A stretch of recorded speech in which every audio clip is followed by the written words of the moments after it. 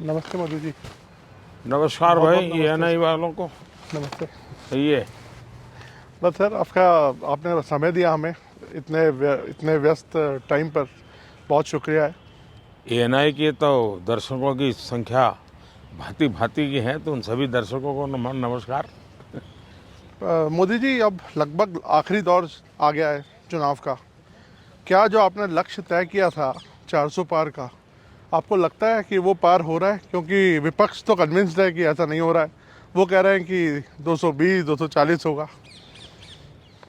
आखिरी दौर शब्द प्रयोग किया आपने, मुझे उसमें बहुत सी चीजें नजर आ रही है।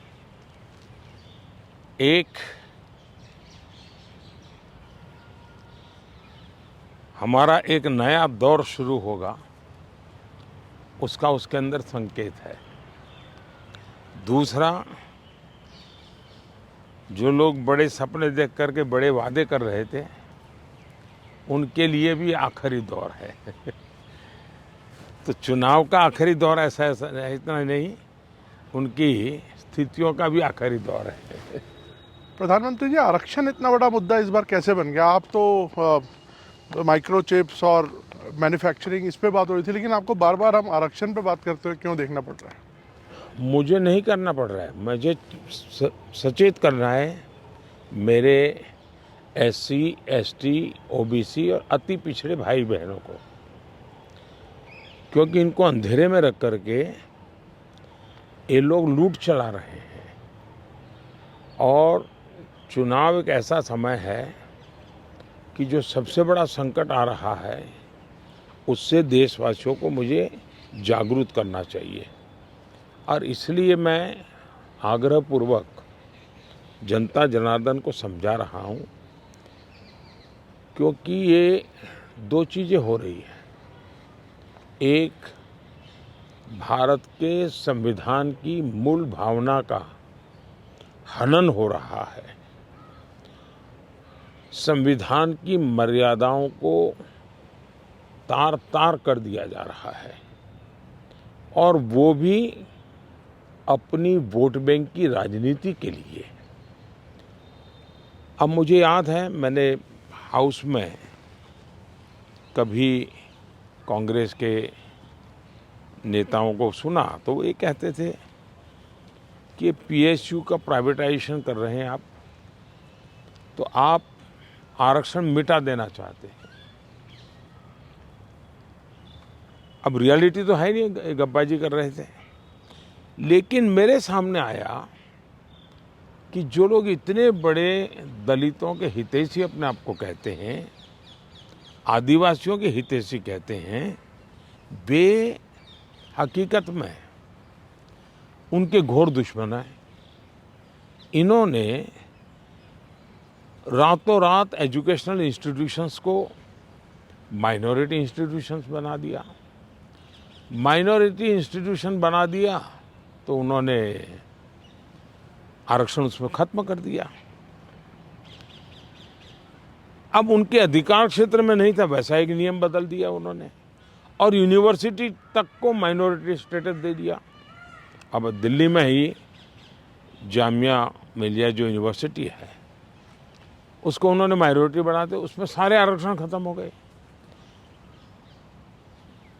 एडमिशन में भी नहीं, नौकरी में भी नहीं। और बाद में तो चीज़ें उभर करके आई कि करीब करीब 10,000 ऐसे इंस्टीट्यूशंस हैं जिसको इस प्रकार से आरक्षण के जो एससी, एसटी, ओबीसी का अधिकार था, वो पिछले दरवाजे से उसको छीन लिया गया है। संविधान की पीठ में छुरा भोंका दिया है। बाबा साहब आम्बेडकर ने जिस सपने से ये व्यवस्था खड़ी की थी, उसको इन्होंने वोट बैंक के लिए गिरवी रख दिया है। तो ये एक चिंताजनक बातें मेरे सामने जब आई, तब मुझे लगा कि मेरा दायित्व बनता है कि मैं देश को अवगत। इतने में इनका मैनिफेस्टो आया। इस मैनिफेस्टो ने और चौंका दिया, और इसलिए मैंने पहला मैनिफेस्टो पढ़ देखते ही मेरा पहला कमेंट था कि ये मैनिफेस्टो पर मुस्लिम लीग की छवि है। तो 2-3 दिन तो उनको लगा कि इसका जवाब देने की ज़रूरत नहीं है, ये अपने आप ही बात खत्म हो जाएगी। जब उन्होंने कोई जवाब नहीं दिया तो फिर मैं एक एक चीज़ खोलने लगा। जैसे इस देश में वो ये कहें कि हम खेलकूद में भी माइनॉरिटी के लिए कोटा फिक्स करेंगे। आज पंजाब के मेरे बच्चे जो खेल जगत के अंदर बहुत अच्छा कर रहे हैं, बंगाल के मेरे नौजवान फुटबॉल में बहुत अच्छा कर रहे हैं, उत्तर प्रदेश के हमारे नौजवान जो एथलीट्स में काफ़ी अच्छा कर रहे हैं, अब वो अपनी जवानी उसमें खपा देते हैं। 10-12 साल की उम्र से लेकर के 25-30 साल की उम्र तक पहुंचने तक ये लोग इतना तप करते हैं जी, तपते हैं, शरीर को तपाते हैं। खिलाड़ी ऐसा नहीं बनता है जी। और सुबह रात को नींद नहीं आती, सुबह 4 बजे उठ करके चले जाते हैं। अब कहते हैं नहीं, ये माइनॉरिटी के लिए कोटा होगा, तो ये मेहनत करने वाला मेरा नौजवान जाएगा कहाँ जी? उनका क्या होगा?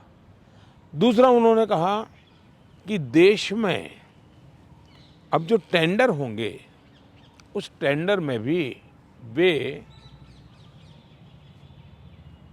माइनॉरिटी के लिए आरक्षण करेंगे। मतलब ये हुआ कि आज मान लीजिए कोई कहीं पर बहुत बड़ा महत्वपूर्ण ब्रिज बन रहा है, उस ब्रिज में कौन ब्रिज बनाएगा? तो जिसके पास ट्रैक रिकॉर्ड है, जिसके पास संसाधन है, जिसके पास कैपेबिलिटी है, जो परफॉर्म कर सकता है, सारे उसकी जो रिक्वायरमेंट उसकी पूरी करता है, उसमें कंपटीशन होती है और कंपटीशन में जो निकलता है उसको टेंडर मिलता है। ये कहते नहीं, ये सब बाद में। अब मुझे बताइए, अगर इसी प्रकार से सिर्फ धर्म के आधार पर कोटा दे देंगे, वो ब्रिज बनेगा, लोग मारे जाएंगे, तो कौन जिम्मेवार होगा? क्या आप वोट बैंक के लिए आप आने वाली पीढ़ियों को भी तबाह करना चाहते हैं? तो ये ऐसे विषय थे जो कांग्रेस ने अपनी वोट बैंक की खातिर मैदान में उतारे। तब मेरा कर्तव्य बनता है कि मैं मेरे दलित भाइयों के अधिकार के लिए लड़ूं, मेरे आदिवासी भाई बहनों के अधिकार के लिए लड़ूं, मेरे ओबीसी पिछड़े भाई बहनों के अधिकार के लिए लड़ूं, और इसलिए मैं लड़ाई लड़ रहा हूं। तो ये जो परसेप्शन बनाया जा रहा है कि आप आए तो बिल्कुल आरक्षण ही ख़त्म कर देंगे, ये क्या, इस पर क्या बोलेंगे आप? इन्होंने ये पाप कर दिया है, उसके खिलाफ मैं बोल रहा हूँ, इसलिए उनको झूठ बोलने के लिए ऐसी चीज़ें का उपयोग करना पड़ रहा है। अभी कोलकाता हाई कोर्ट का सर एक ऑर्डर आया है जिसमें 2010 के बाद जितने ओबीसी सर्टिफिकेट्स बन रहे हैं उसको खारिज कर दिया है। दीदी इनके मोडस ऑपरेंडी है कि पहले इन्होंने कानून बना करके माइनॉरिटी को देने का पाप शुरू किया, पहले आंध्र में शुरू किया। सुप्रीम कोर्ट ने तक में वो हार गए, हाई कोर्ट ने उसको रिजेक्ट कर दिया क्योंकि संविधान अलाउ करता नहीं है। तो इन्होंने चालाकी करके पिछले दरवाजे से खेल शुरू किया, और पिछले दरवाजे से खेल शुरू करने के लिए इन लोगों ने रातों रात मुसलमान की सभी जातियों को ओबीसी बना दिया। सभी जातियों को ओबीसी बना करके जो ओबीसी का हक था वो रातों रात डाका डाल दिया, लूट लिया। और इसके खिलाफ चुनाव की सरगर्मी चल रही है। तब हम तो बोल ही रहे थे कि भाई ये हो रहा है, कर्नाटक में हुआ है, मैंने बताया था, हम बंगाल के लिए भी बोल चुके थे। लेकिन जब हाई कोर्ट का जजमेंट आ गया तब ये साफ हो गया कि इतना बड़ा धोखा हो रहा है। लेकिन इससे भी दुर्भाग्य की बात है कि इतना बड़ा वोट बैंक की राजनीति करने के लिए वे अब इनको भी गाली दे रहे हैं, जुडिशरी को गाली दे रहे हैं, न्यायपालिका को गाली दे रहे हैं, और वो यहाँ तक कह रहे हैं कि कुछ भी हो जाए हम कोर्ट की बात मानने वाले नहीं हैं। ये जो स्थिति है वो किसी भी हालत में स्वीकार्य नहीं हो सकती है। सर, केजरीवाल जी अभी जब जेल से बाहर आए तो उन्होंने कहा कि प्रधानमंत्री जी ही तय करते हैं कि कौन जेल जाएगा। वो कहते हैं सोरेन को और मुझे उनके इशारे पे जेल में डाला गया।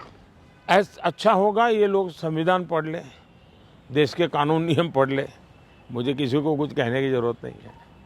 सर, इस बार चुनाव में हम देख रहे हैं कि एक पर्सनल अटैक्स बहुत हो रहे हैं। लाइक आप पर भी कई बातें बोली गई हैं और आपकी तरफ से भी कुछ लोगों को कुछ बोला गया है, तो पर्सनल अटैक्स किस लिए इस बार आपको लगता नहीं ये शैली नहीं होनी चाहिए चुनावों में? जहाँ तक मोदी का सवाल है, मैं तो पिछले 24 साल से गालियाँ खा खा खा करके गाली प्रूफ हो गया हूँ। मौत का सौदागर किसने कहा था? गंदी नाली का कीड़ा किसने कहा था?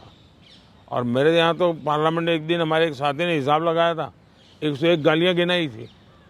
तो चुनाव या चुनाव न हो, ये लोग मानते हैं कि गालियाँ देने का हक उनका ही है, और वे हताश निराश इतने हो चुके हैं कि गालियाँ देना, अपशब्द बोलना, ये उनके शायद जहन में है, उनके स्वभाव में हो गया है। प्रधानमंत्री जी, एक आरोप विपक्ष और लगा रहा है कि ईडी, आईटी, सीबीआई इसका इस्तेमाल किया जा रहा है विरोधियों को दबाने के लिए। मेरा मीडिया को सवाल है कि विपक्ष ने आपको ये कूड़ा कचरा पकड़ा दिया, वो कूड़ा कचरा लेकर के आप हमारे पास पहुंच जाते हैं। मीडिया वाले रिसर्च करें कि भाई सरकार के लिए क्या सवाल पूछने चाहिए, प्रधानमंत्री को क्या सवाल पूछना चाहिए। जो कूड़ा कचरा फेंक रहा है उसको पूछो ना, भाई तुम ये जो कह रहे इसका सबूत क्या है, कानून नियम क्या है, उसको पूछो ना। उसकी आपकी हिम्मत नहीं है। लेकिन वो जो कूड़ा कचरा फेंकते हैं, वो कूड़ा कचरा लेकर के आप मेरे यहाँ आते हैं। ये ठीक है कि मैं रिसाइकल के मानता हूँ, तो मैं इस कूड़े कचरे का रिसाइकल करके उसको खाद में परिवर्तित कर दूंगा और उसमें से देश के लिए कुछ न कुछ अच्छी चीज़ें पैदा कर दूंगा, इसलिए वो तो मैं करूंगा। लेकिन सरकार क्या करती है? आज गांव के सरपंच को चेकबुक पर सही करने का अधिकार होता है, देश के प्रधानमंत्री को नहीं है। ये इतना नॉलेज नहीं है इन लोगों को। देश के प्रधानमंत्री के पास इस प्रकार का कोई अधिकार नहीं होता है। मोदी सरकार का मैंडेट क्या है? मोदी सरकार ने अपने अफसरों को कहा है कि मेरी सरकार करप्शन के विषय में जीरो टॉलरेंस। अब ये दफ्तर के अंदर बैठे हुए लोगों का काम है कि उसको लागू करें। और सचमुच में तो किसी ज़माने में 10 साल में मनमोहन सिंह जी की सरकार थी, 34 लाख रुपया पकड़े गए थे। 34 लाख रुपया मतलब एक स्कूल बैग में आप आ जाए। वर्तमान में ईडी ने 10 साल में 2200 करोड़ रुपया पकड़ा है।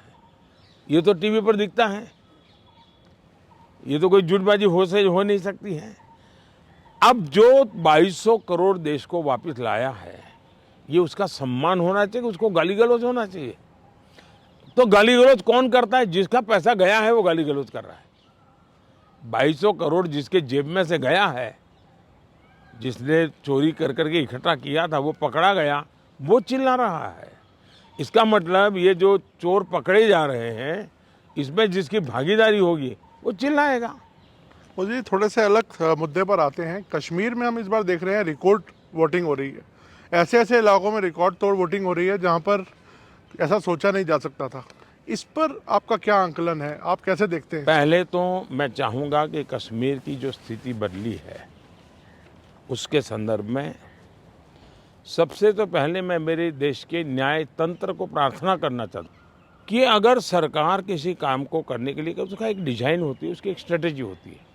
ऐसी समस्याओं के समाधान के लिए उस स्ट्रेटेजी के तहत काम करना होता था। अब उसके लिए कभी मुझे इंटरनेट बंद करना पड़ा, कोई एनजीओ कोर्ट चला गया और वो बड़ा कोर्ट के अंदर बड़ा इशू बन गया। आज समझिए कि भले मैंने कुछ समय के लिए इंटरनेट बंद किया था, लेकिन आज बड़े गर्व के साथ वहाँ के बच्चे कहते हैं कि 5 साल से इंटरनेट बंद नहीं हुआ है, 5 साल से हमें सब सुविधाएं मिल रही है।